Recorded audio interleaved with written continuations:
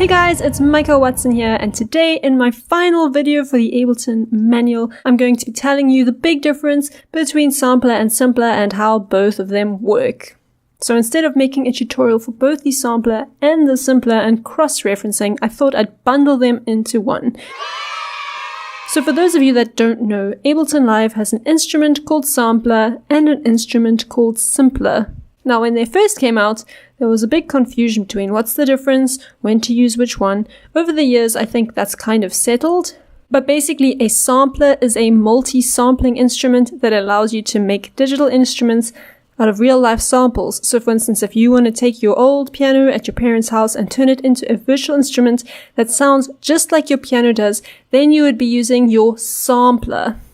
So this over here is a sampler. The sampler with its various zones will allow you to load multiple samples at once and then decide when to trigger which sample. So for instance, on a piano, your low notes sound very, very different to your high notes, and not just because the pitch is different, but because the sonic quality of the sound is different. I'll give you an example in just a moment. But for instance, with the simpler, instead of being able to use multiple samples at once, Simpler has warp functionality built within the instrument, which allows you to take a sample or a rhythmic thing like a beat and pitch shift it whilst retaining its original tempo. So now, given this one specific sample that you've probably heard me use over and over again, I've loaded this sample into a sampler, and I've also loaded it into a simpler. Now already you may notice the playback is a lot faster in the simpler, and that's because the simpler has warp and it's warping the sample to the tempo. Now this is useful if you want to do things like play chords. If I try and play chords with this vocal sample on the sampler, it might start off strong, but towards the end everything ends at a different time because nothing is warped and the rhythm completely goes out of whack. Whereas on your simpler, everything sounds nice and in sync as though it were an a cappella group singing or something like that. Now that's the main difference between the two. The sampler is a multi-sampling instrument, which means you can load multiple samples at once, and a simpler isn't. But the simpler has a warp engine and the sampler doesn't. Now there are other differences too, but that's the main one. Now to help their own unique functionality, they have varying controls. So let's have a look at the simpler. In your simpler, this is where you load your sample. You can just drop one in from the browser. You can choose between classic, one-shot, and slice mode. Classic, you can play the note, stop playing whenever you feel like it. One-shot, once you trigger the note, it plays till the end. And slice slices up the sample at various points. You can slice by transients, beats, regions, or manual. And in manual, you can double-click and put in your own little warp markers over here. You can choose your warp mode over here, which is the same as with all the other warp modes in your clip envelope. You can decide which mode to use in your warp. If you want to know more about this, you can check out my video on warping algorithms. And a lot of usual controls, your fade-ins, your outs, your transposition, your volume and velocity controls, so how the velocity of your incoming MIDI data will affect the volume, and then your general output volume. You've also got an LFO, you can choose your wave shapes, you can choose whether it's synced or not, and its speed, and you can switch it off if you're not using it. And I suggest you switch it off if you're not using it to preserve CPU power. And then your filter over here, which again, pretty standard, 12 or 24 decibel slopes, frequency, resonance, your filter circuit type, as well as your filter type, including morph. Now you've also got more controls if you go to the controls section at the top here. And here you've got another filter. You can toggle between seeing either your frequency filter or your filter envelope. This is your LFO that we just switched off, and you've got a few more controls like offset, attack, whether you want it to re-trigger or not. And you've got your pitch envelope over here. Pan, spread, whether you want pan modulated by a random amount, transposing, glide, and so forth. And all of these controls are meant to help you shape the sample in your simpler, which is now going to be pitch shifted across your MIDI keyboard and whose inherent rhythm is going to be preserved through the warp function. Now, by right-clicking on this context menu, you can convert a simpler instrument to a sampler instrument. And going to a sampler, if you right-click, you can also convert your sampler instrument to a simpler. Now let's have a look at some of the sampler controls.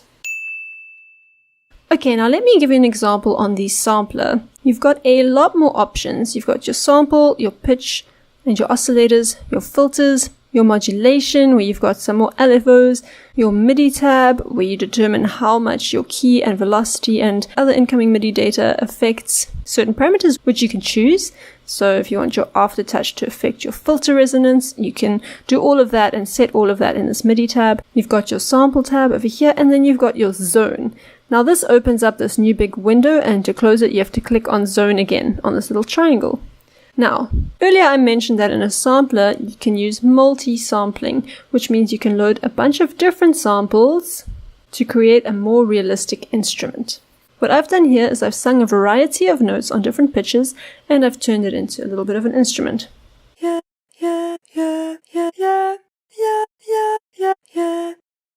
Yeah, yeah, yeah, yeah, yeah, yeah, yeah. Now you can hear it's a machine because of the way I'm triggering it. But the pitches don't sound too strange. Now, let me show you what I mean. If I were to open a sampler and I were to drag in one of those samples, drag the sample in there, and now I were to just, by default, have this one sample pitch shift. It sounds fake. That's around about the pitch I was singing at. That might still pass. But after a few semitones, at best, it's already starting to sound very fake. And the way to kind of get over that is to sing different notes at different pitches, so that when you put them in a sampler, things sound a lot more realistic. Yeah, you can hear how I was singing different notes. And you can choose how to spread the samples. So if you sing a different note for each semitone, then you're going to be loading a sample for each semitone. But if you're going to be using that note for, say, 4 semitones, you're going to take that sample, drag it in here. Initially, when you drag it in, it's going to just take up the whole screen.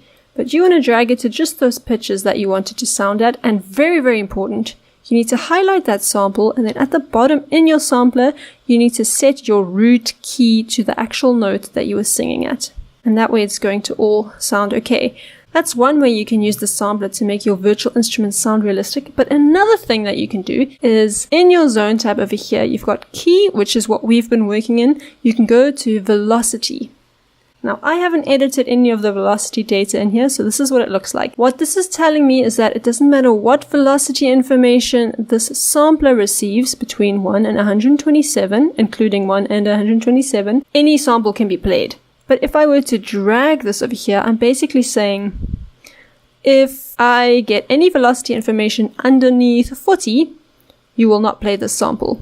And that way, you can take your note, say you're singing a note, you can sing it at different volumes and then use those different samples and map the different samples to different velocities. Now again, let me give you an example. If I play this one note, and say for instance, all I do is increase the volume with velocity. So, I'm just quickly using that volume tab over here. It doesn't sound as realistic than if I would have taken that note and actually sung it louder. So let's have a look here. Here I've got 2 samples. They're both the same pitch and I've sung them at different volumes. If I go to my velocity tab, you can see that I've split them up. So this is my soft velocity. And this is me pushing a bit harder.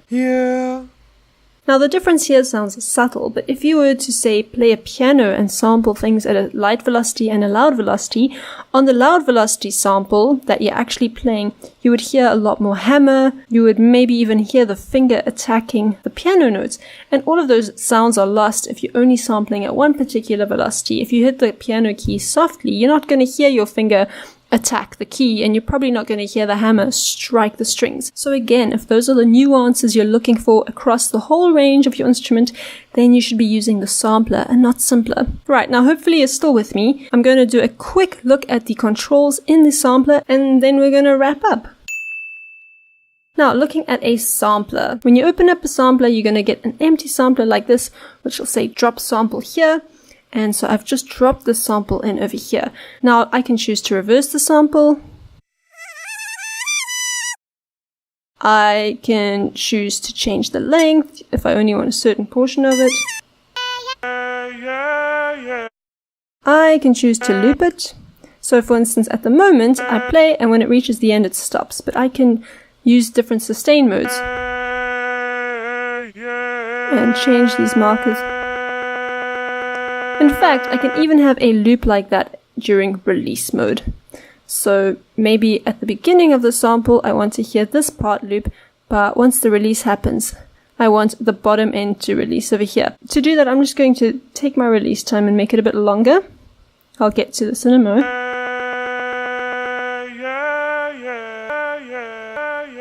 You can choose your loop start and end times. You can do crossfades between these various sections. You can change your root key. All of these things, nothing here is too unfamiliar. This interpolation mode is a global setting which determines the accuracy of transposed samples. So the default is normal, but at higher settings, the pitch shifting is just going to sound a little bit more realistic and a little less whiny. Then you've got all these different little B, M, L, R over here. These are your channel selectors. So B stands for both, M for mono, L for left, and R for right. And in so doing, you can actually change some of the controls for your various channels. This guy over here is just a zoom. Now note that I'm zooming into the waveform. I'm not actually amplifying it. So it's purely a display thing. Now you've got your zone, which I briefly told you about. The only thing I didn't really go into is the select over here, which if you have multiple samples loaded, then this little blue selector here indicates which samples to use. You would use this little selector if you, say, want to sample a bunch of different drums. Say you've got a bunch of different kicks loaded, you can map this little selector to a specific key, say a little knob on your push 2, an encoder, and just tweak the encoder as you continue to loop your drum loops so that you can try out different kick drums. You've also got a context menu. If you right click over here, you can change the zone display to be small or large. I definitely recommend medium or large if you're working with a lot of samples, just because it gets really finicky to move these little ends over here. And auto select just means if you're playing multiple samples and auto select is selected, then all the samples that are being heard are going to light up in this list. They're both lighting up. Sorry, that's like a terrible example. Alright, now let's go to our pitch oscillator. Over here you've got an oscillator and you've got your pitch envelope. You can turn them on or off, and depending on whether you want frequency modulation or amplitude modulation, you can toggle between them and change the oscillator. Again, these controls, very common in all the other instruments that I've told you guys about.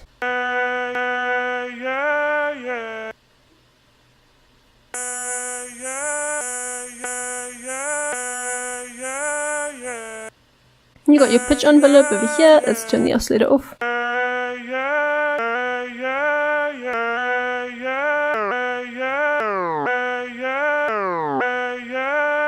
You've got your filter global section over here, where you've got your filter, which filters your samples. You can choose between your different filter types, including morph. You can choose your circuit type over here, and depending on which filter you have, you may have more options.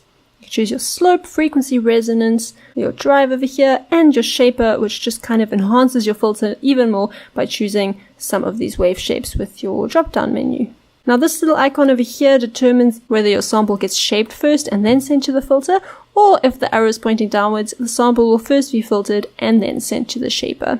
You've got your filter envelope, and then your volume envelope, which is kind of your normal ADSR. You can also choose which voices, how many voices you want. So if you want it to be a monophonic instrument, you can choose 1. Or if you want like unlimited, then 32. Not unlimited, but 32. Or if you want a lot, you can go 32. But again, to save CPU resources, I just suggest you choose a number that's not too ridiculous. So maybe 6.